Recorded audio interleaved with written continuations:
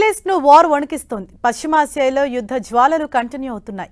వరుసగా 24వ రోజు దాడులు, ప్రతి దాడులతో ఇరాన్, ఇజ్రాయెల్తో పాటు గల్ఫ్ దేశాలన్నీ దద్దరిల్లిపోతున్నాయి. ఇరాన్కు గుండెకాయ వంటి నతాన్స్ న్యూక్లియర్ ప్లాంట్పై ఇజ్రాయెల్ దాడులు చేసింది.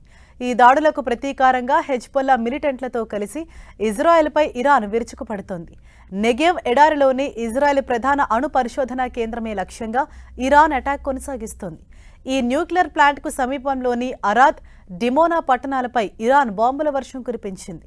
100 కిలోల వార్ హెడ్లతో కూడిన బాలిస్టిక్ క్షిపణులను కూడా ప్రయోగించింది. ఈ ఘటనలో కనీసం 180 మందికి పైగా గాయపడినట్లు తెలుస్తోంది. ఈ దాడిలో పలు భవనాలు ధ్వంసమయ్యాయి. మరోవైపు ఇరాన్ బాలిస్టిక్ మిసైళ్లు తమ డిఫెన్స్ వ్యవస్థలను ఛేదించుకొని ఎలా రాగలిగాయి అన్న దానిపై ఇజ్రాయెల్ అధికారులు దర్యాప్తు కొనసాగిస్తున్నారు. ఇరాన్ క్షిపణులను అడ్డుకోవటంలో అత్యాధునిక ఇజ్రాయెల్ గగనతల రక్షణ వ్యవస్థ ఘోరంగా విఫలమయ్యాయి. ఇరాన్ దాడిలో ఎవరూ మరణించకపోవటం నిజంగా అద్భుతమేనని ఇజ్రాయెల్ ప్రధాని నెతన్యాహు అన్నారు. అరాద్లో ఘటనా స్థలాన్ని ఆయన పరిశీలించారు. ఈ యుద్ధంలో అనుకున్న లక్ష్యం ఖచ్చితంగా సాధిస్తామని తేల్చి చెప్పారు.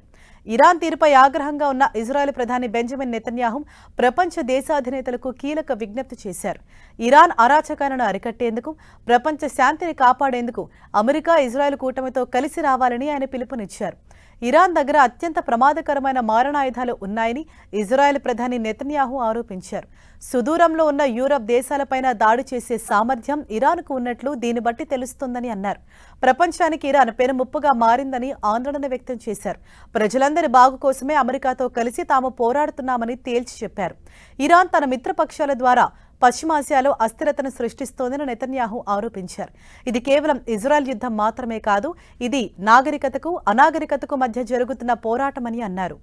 సౌదీ అరేబియా, యూఏఈ సహా ఇతర గల్ఫ్ దేశాల్లోని అమెరికా స్థావరాల లక్ష్యంగా ఇరాన్ క్షిపణులు, డ్రోన్లు ప్రయోగించింది.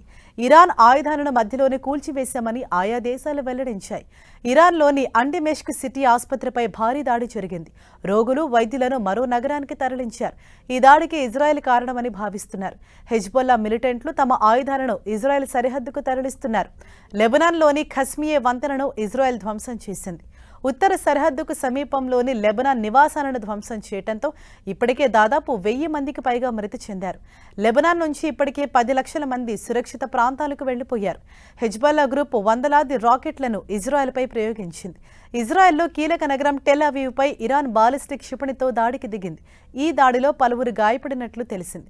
హర్మూజ్ నుంచి రాకపోకలు సాగించేందుకు కొన్ని దేశాల నౌకలకు తాజాగా అనుమతి లభించింది. ఇందులో భారత్, జపాన్, చైనా, పాకిస్తాన్, తుర్కియే చమురు నౌకలు ఉన్నాయి. మరోవైపు హర్మూజ్ నుంచి నౌకల రాకపోకలకు అడ్డంకులు సృష్టిస్తే తీవ్ర పరిణామాలుంటాయని అమెరికా అధ్యక్షుడు ట్రంప్ ఇరాన్ను హెచ్చరించారు. జలసంధిని 48 గంటల్లోగా పూర్తిగా తెరవాలని తేల్చి చెప్పారు. తమ మాట వినకపోతే ఇరాన్కు తగిన బుద్ధి చెప్తామని అన్నారు. ఇరాన్లోని విద్యుత్ కేంద్రాలను, ఇతర సదుపాయాలను సర్వనాశనం చేస్తామని స్పష్టం చేశారు. హర్మూజ్ జలసంధిని తెరవకపోతే ఇరాన్ విద్యుత్ కేంద్రాలపై దాడి చేస్తామన్న ట్రంప్ హెచ్చరికలకు ఇరాన్ ధీటుగా స్పందించింది. ఒకవేళ తమ పవర్ ప్లాంట్లను లక్ష్యంగా చేసుకుంటే హర్మూజ్ జలసంధిని పూర్తిగా మూసివేస్తామని హెచ్చరించింది. ఆ కేంద్రాలను పునర్నిర్మించే వరకు హర్మూజ్ను తెరిచేదే లేదని స్పష్టం చేసింది. పశ్చిమాసియాలోని అమెరికా భాగస్వామ్యం ఉన్న కంపెనీలను కూడా పూర్తిగా నాశనం చేస్తామని హెచ్చరించింది. ఇజ్రాయెల్ విద్యుత్ కేంద్రాలు, ఇంధన మౌలిక సదుపాయాలు, సమాచార ప్రసార సాంకేతికతలను కూడా లక్ష్యంగా చేసుకుంటామని పేర్కొంది. పశ్చిమాసియాలోని అమెరికా భాగస్వామ్యం ఉన్న కంపెనీలను కూడా పూర్తిగా నాశనం చేస్తామని హెచ్చరించింది. ఇరాన్ పార్లమెంటు స్పీకర్ మహమ్మద్ గాలిబఫ్ సైతం ఇదే తరహా హెచ్చరికలు చేశారు.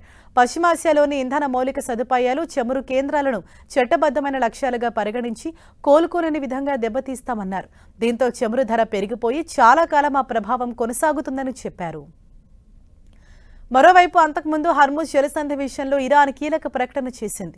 శత్రువుల నౌకల మినహా మిగిలిన దేశాల నౌకలన్నింటినీ హర్మూజ్ జలసంధి నుంచి అనుమతిస్తామని ప్రకటించింది. ఐక్యరాజ్యసమితి ప్రతినిధితో ఇరాన్ ఈ విషయాన్ని వెల్లడించింది. నౌకాయానానికి, నావికులకు తగిన భద్రత కల్పించే విషయంలో ఐక్యరాజ్యసమితికి సహకరిస్తామని తెలిపింది. ప్రస్తుత సంక్షోభానికి అమెరికా, ఇజ్రాయెల్ కారణమని ఇరాన్ నిందించింది. ఇక తమ గగనతలంలోకి అనుమతి లేకుండా ప్రవేశించిన అమెరికా యుద్ధ విమానం F-15ను హర్మూజ్ ద్వీపం సమీపంలో నేలకూల్చామని ఇరాన్ ప్రకటించింది. ముంబైలోని ఇరాన్ కాన్సులేట్ జనరల్ ఈ విషయాన్ని ఎక్స్ ఖాతాలో పోస్ట్ పెట్టింది. శత్రువుల F-15 ఫైటర్ జెట్ తమ గగనతలంలోకి ప్రవేశించి తమ గగనతల రక్షణ వ్యవస్థకు సవాల్ విసిరిందని, దీంతో ఎయిర్ డిఫెన్స్ సిస్టంలోని భూతలం నుంచి గగనతల లక్ష్యాలను ఛేదించే క్షిపణులు వాటిని కూల్చేసేశాయని ఇరాన్ కాన్సులేట్ జనరల్ తెలిపింది.